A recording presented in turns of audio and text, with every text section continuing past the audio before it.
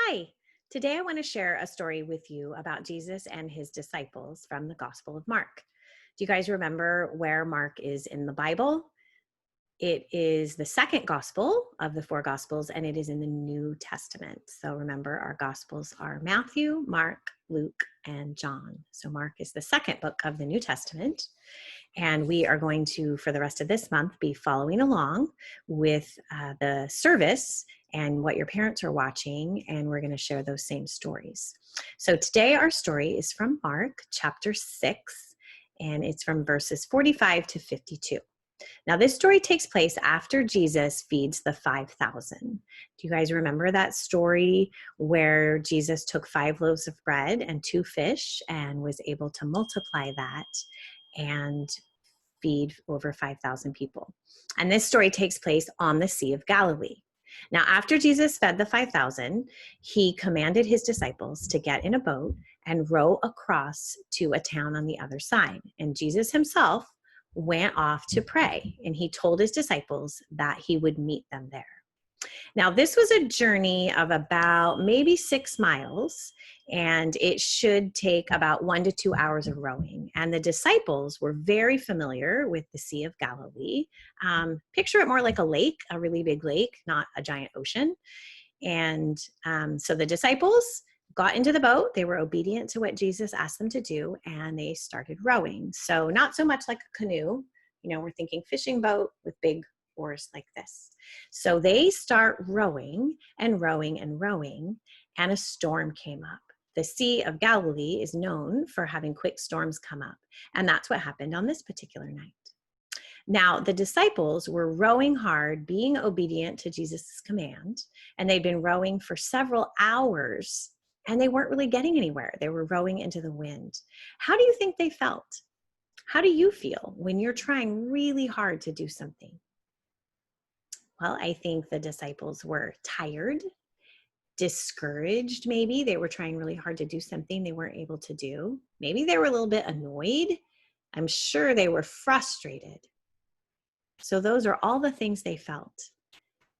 And I'm going to read to you from the Bible what Jesus did.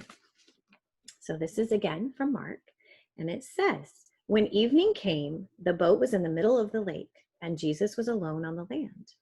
Jesus saw the disciples straining at the oars because the wind was against them. About the fourth watch of the night, he went out to them." So the fourth watch of the night is kind of how they told time back in Roman times. And that's about anywhere from 3 to 6 o'clock in the morning.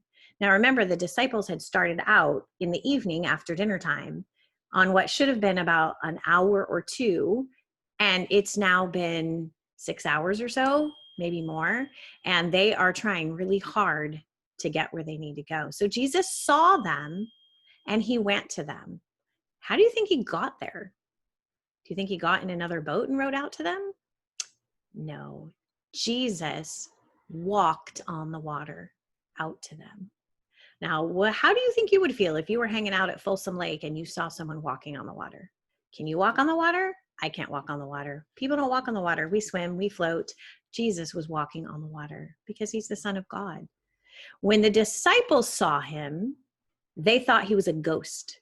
They cried out because they were afraid. Immediately, Jesus spoke to them, and this is what he said. Jesus said to them, "Take courage, it is I. Do not be afraid." Then he climbed into the boat with them, and the wind died down.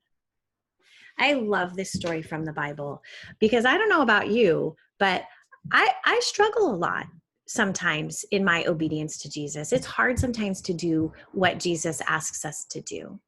He sometimes asks us, well, he always asks us to be kind to people, and that's not always easy, especially if they're unkind to us. He asks us to be obedient to our parents, and maybe that's hard sometimes when they tell us we can't do something we want to do. Or when we have to eat our vegetables and we really want to eat our cookies instead. Or when we're having a really hard time finishing our homework because we want to go out and play. So I love this story because just like Jesus saw the disciples and came to be with them during their struggle, Jesus sees us and he comes to be with us, even when we're struggling. He helped the disciples and he gave them courage. And like the disciples, Jesus will help us with our struggles. And I think the other thing to remember about this story is that even though the disciples were being obedient to Jesus's command, it wasn't easy. And just because we're doing what God asks us to do, it doesn't mean it will always be easy. But it does mean that Jesus will always be with us. I hope you guys have a great week. And remember during this week and during really hard times that Jesus is always with you.